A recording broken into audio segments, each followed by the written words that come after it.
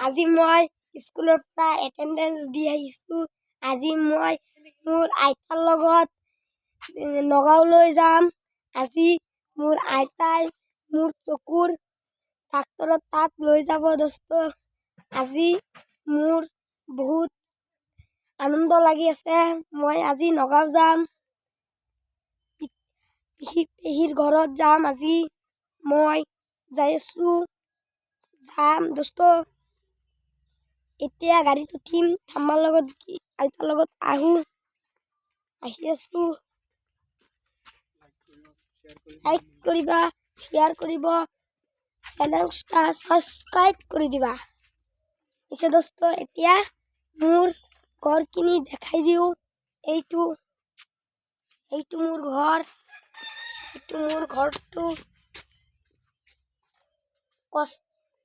কেঁচা ঘৰ। এইটো দোস্ত দেখো।